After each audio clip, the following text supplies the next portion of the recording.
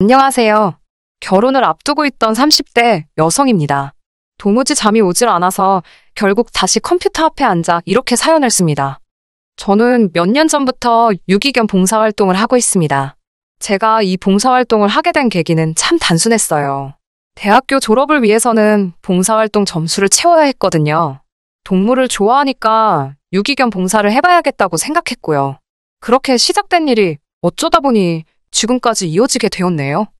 이제는 파혼했기 때문에 남자친구라는 호칭도 어색하게 느껴지지만 남자친구와 만나게 된 곳도 봉사활동 현장이었습니다.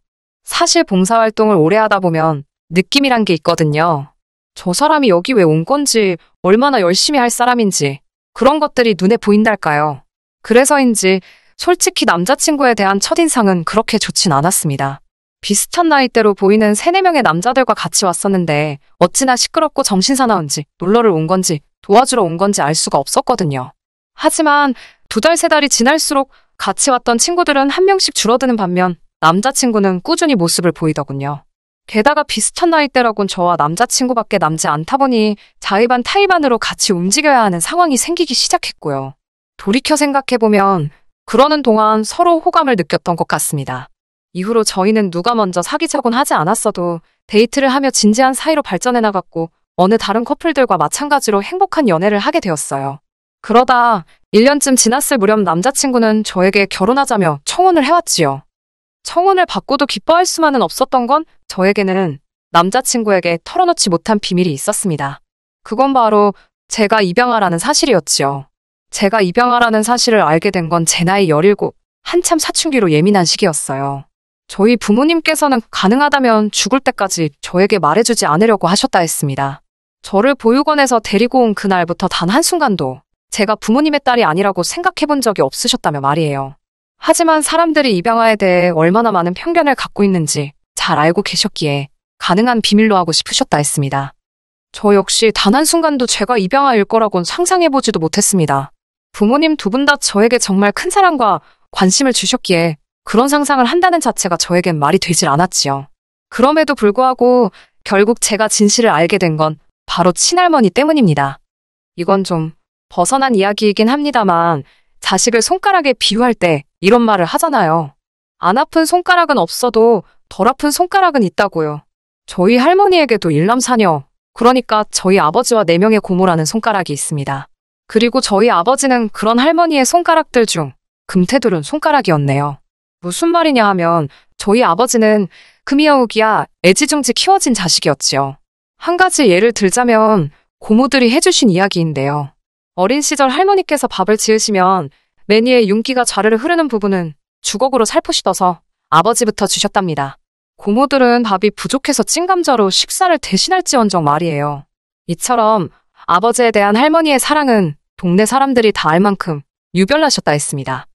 그런 아버지가 장가를 갔을 때, 그러니까 저희 어머니와 가정을 이루셨을 때 할머니께서 얼마나 손주보기를 학수고대하셨는지는 말하지 않아도 아실 것 같습니다. 하지만 어쩐 일인지 저희 부모님이 결혼식을 올리고 7년이란 시간이 흐를 동안 아기 천사가 찾아와 주지를 않더랍니다. 지푸라기라도 잡는 심정으로 병원에 갔다가 듣게 된 건 충격적인 소식이었는데 그건 바로 아버지에게 문제가 있다는 거였지요. 어머니와 아버지는 아이를 가질 수 없었고 2분은 고민 끝에 입양을 하기로 결심하셨대요. 할머니께서 그 이야기를 듣고 몇 날 며칠 머리를 싸매고 드러누우셨답니다. 뿐만 아니라 병원은 다 돌팔이라며 이게 다 아버지가 아닌 어머니 때문이라고 그렇게 억지를 쓰셨다네요. 저희 할머니가 원래 입이 거치시고 성격도 괄괄하십니다. 쌍욕은 안 하셔도 사람 가슴에 비수가 될 만한 말들을 아무렇지 않게 내뱉으시는 분이시지요. 제가 입양아라는 사실을 알게 된 날도 그랬습니다. 그날은 할아버지 제사를 지내기 위해 할머니 댁에 들렸던 날이었어요. 어머니와 고모들을 도와 자질구레한 심부름을 하고 있었는데 어쩌다 할머니와 제가 눈이 마주쳤습니다. 그때 저는 접시 여러 개를 나르고 있었는데 금방이라도 놓칠 것만 같아 신경이 곤두서 있었어요. 그래서 할머니랑 눈이 마주쳤음에도 뭐라 한마디 말도 제대로 붙이지 못하고 그릇 옮기기에만 집중을 해야 했지요. 그런데 할머니께서 갑자기 정말 뜬금없이 저더러 싸가지가 없답니다. 당신 알기를 뭐로 알아서 눈이 마주쳤는데도 고개를 피하냐고요. 그러더니 그때부터 저에게 악담을 퍼붓기 시작하셨습니다. 저더러 어디서 근본도 모르는 게 들어와서는 당신을 아주 깔본다면서 어이가 없답니다. 근본도 모른다니 그게 무슨 말씀이시냐고 저도 모르게 따지고 들었습니다. 그때 어머니와 아버지께서 그래도 어른이랑 맘먹으려고 들면 어쩌냐며 저를 방으로 밀어넣으셨어요. 왠지 뭔가 계속 찝찝하여 결국 집으로 돌아와 어머니를 붙들고 다시 한번 물었습니다. 장난 반, 진심 반으로 내가 어머니의 친딸이 맞냐고요. 그러자 어머니께서는 그게 무슨 말 같지도 않은 소리냐고 하시면서도 왜인지 크게 감정적으로 동요하시는 모습이었습니다. 결국 어머니 아버지와 4시간 가까이 이야기를 나눴던 것 같아요. 혹시나 제가 상처라도 받을까 걱정이 되셨는지 저를 품에 꼭 안고 그동안의 사정을 말씀해 주셨어요. 하지만 솔직히 이미 제가 받은 충격이 너무 컸던지라 아무것도 귀에 들어오지 않더군요. 이후로 한동안 힘든 시간을 보냈습니다. 하지만 부모님의 끝없는 이해와 도움으로 지금은 제가 입양하라는 사실을 잊고 그저 부모님의 하나뿐인 딸로서 살아가고 있어요. 할머니는 이미 다 알게 된 마당에 피도 한 방울 안 섞인 제가 손녀는 무슨 손녀냐며 저 보기를 거부하고 계시지만요. 상황이 이렇다 보니 주변 사람들에게 제가 입양하라는 사실을 말하기가 쉽지 않았습니다. 주변 사람들은 저를 그저 성공한 사업가의 하나뿐인 외동딸로 알고 있었거든요. 저에게 잘해주는 다정한 사람들이 제가 입양하라는 걸 알면 할머니처럼 절 미워하고 인정해주지 않을까봐 무서웠어요. 게다가 핑계 같지만 솔직히 누구 하나 저에게 입양하냐, 친딸이냐 그런 걸 물어보지도 않는데 굳이 자진납세를 할 필요를 느끼지도 못했지요. 하지만 결혼 이야기가 나오기 시작하니까 과연 남자친구가 묻지 않는다고 해서 말하지 않는 게 옳은 건지 모르겠더라고요. 행여 결혼식을 올린 후 남자친구가 제가 입양하란 사실을 알게 되면 어떤 반응을 보일지도 걱정스러웠고요. 남자친구를 볼 때마다 거짓말을 하고 있는 것 같아서 마음이 불편했습니다. 결국 부모님께 어떻게 하면 좋을지 여쭈니 마음 가는 대로 하라고 하시더군요. 다만 남자친구가 있는 그대로의 저를 받아들이지 못한다 싶으면 그 결혼은 할 필요가 없는 거라고 조언해 주셨습니다. 며칠 뒤 남자친구가 저에게 자기 부모님을 소개하고 싶다고 하더군요. 그 말을 듣는 순간 이제는 정말 막다른 골목에 다다른 기분이었네요. 결국 그날 밤 남자친구와 술 한잔하면서 제가 입양하라는 사실을 털어놓았지요. 남자친구의 반응은 좀 놀란 눈치기는 했지만 제가 예상했던 것과는 많이 달랐습니다. 그게 무슨 상관이냐는 식이었지요. 남자친구의 덤덤한 반응에 오히려 제가 떨떠름할 지경이었어요. 그래도 큰 산을 넘어선 기분이라 한결 마음이 편하더군요. 하지만 막상 남자친구의 집에 도착하니 생각지도 못했던 일이 저를 기다리고 있었습니다. 바로 어머님 아버님께서 저를 대하시는 태도였어요. 예비 시댁에 인사드리러 갈 때는 다들 선물 하나는 사간다고 하길래 저도 크게 의미를 두진 않고 예의상 한우 세트를 사갔습니다. 그러자 어머님께서는 뭘 이런 걸 다 사왔냐 하시더니 정말로 뜬금없이 그럼 저는 낳아주신 부모님과 길러주신 부모님 중 어느 쪽이랑 입맛이 비슷하냐고 물어보시더라고요. 예상치 못한 질문에 당황스러웠지만 길러주신 부모님과 비슷하지 않을까요? 라고 대답했습니다. 그리고 솔직히 낳아주신 부모님 입맛을 제가 어떻게 알겠어요? 황당해하는 저를 뒤로 하시고는 어머님은 입맛이란 게 타고나는 게 아닌가 보다며 신기하다고 중얼거리셨습니다. 너무 어이가 없었지만 어머님께서 나쁜 뜻 없이 정말 궁금해서 물어보셨을 거라고 스스로를 이해시키려고 했네요. 남자친구 어머님께서 식사 준비를 하시길래 저도 부엌으로 따라 들어갔습니다. 수저 놓고 젓가락 놓고 하는 일들을 도와드렸어요. 원래도 집에서 어머니를 자주 도와드리는 편이라 남자친구 어머님을 도와드리는데 별로 불편하다는 생각은 안 했네요. 그런 저를 보고 어머님께서 가정교육은 잘 받은 것 같다고 하셨고요. 그런 칭찬을 듣자고 한 일은 아니었지만 기분이 나쁘지는 않더군요. 이후에도 어머님은 제가 하는 행동마다 잘 배웠다라든가 곱게 컸구나와 같은 칭찬을 한마디씩 해주셨어요. 그때는 어머님이 무슨 생각으로 이런 말씀을 하시는지 몰랐기 때문에 잘 보이고 있구나. 속된 말로 내가 지금 점수를 따고 있구나 싶어서 기분이 무척 좋았습니다. 식사를 하는 동안에는 아버님이 주로 대화를 이끌어 가셨습니다. 아버님께서는 저희 아버지가 하시는 사업에 큰 관심을 보이셨어요. 구체적으로 어떤 사업을 하시는지 말씀드리면 알아보시는 분도 계실 것 같아서 언급하기는 어렵지만 규모가 제법 크고 언젠간 제 것이 될 거라 하셨습니다. 하지만 할머니께서 핏줄도 아닌 외부인에게 대를 이은 사업을 넘겨줄 수는 없다며 당신 눈에 흙이 들어가기 전까진 절대로 안 된다 하셨습니다. 저도 집안에 분란을 일으키면서까지 물려받고 싶은 생각도 없기에 지금 직장 생활을 하고 있고요. 하지만 남자친구 아버님께 이런 시시콜콜한 부분까지 말씀드리진 않고 그저 아버지께서 어떤 종류의 사업을 하신다 정도만 간단하게 말씀드렸습니다. 그리고 정말 황당한 질문을 하셨는데 저희 부모님 사이에 만약에 늦게라도 자식이 생기면 저는 어떻게 되는 거냐고 물으시더군요. 처음엔 무슨 말인지 이해조차 쉽게 되지 않았습니다. 남자친구 부모님께서는 언제라도 두 분 사이에 친자식이 생기면 저는 내쳐지는 거냐고 묻고 싶으신 거였어요.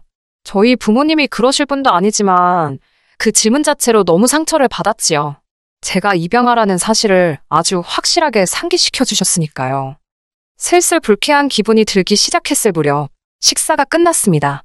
집에 가고 싶다는 생각이 절실했는데 어머님 아버님께서는 저에게 몇 가지 더 묻고 싶다 하시면서 저를 붙잡아 앉히셨어요.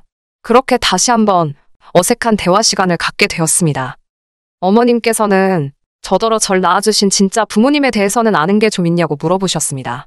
그런 질문 자체가 불편하고 황당해서 이름이고 뭐고 아무것도 아는 게 없다고 말씀드렸지요. 그러자 이번엔 아버님께서 결혼이라는 게 남녀둘이 좋아서만 되는 것도 아니고 양쪽 집안 어른들이 어떤지도 봐야 하고 라며 말끝을 흐리시더니 결혼이 제가 생각하는 것보다 훨씬 어렵고 까다로워서 그렇답니다. 그러면서 혹시 저더러 IQ 테스트는 해본 적이 있냐고 물으시더군요. 요새 누가 그런 걸 하나요? 그리고 참고로 저는 한국에서 5손가락 안에 드는 대학을 졸업하여 누구나 들으면 알 법한 직장을 다니고 있었고 어머님 아버님도 그 사실을 잘 알고 계셨습니다. 한때 결혼까지 생각했던 남자친구를 깎아내리기는 싫지만 학력이나 직업면에서 남자친구에 비해 월등히 나은 조건이었지요. 그럼에도 불구하고 제가 결혼을 결심했던 건 그의 배경이 아닌 그의 성품을 사랑했기 때문이고요. 아무튼 아버님께서 덧붙이시기를 타고난 머리가 좋은 건지 아니면 악으로 깡으로 버틴 건지 궁금하셔서 물어보셨답니다. 이후로 잠시 동안 불편한 침묵이 이어졌고 제 마음 한켠에서는 이 결혼을 하는 게 맞는 건지 모르겠다는 생각이 스멀스멀 피어오르고 있었지요.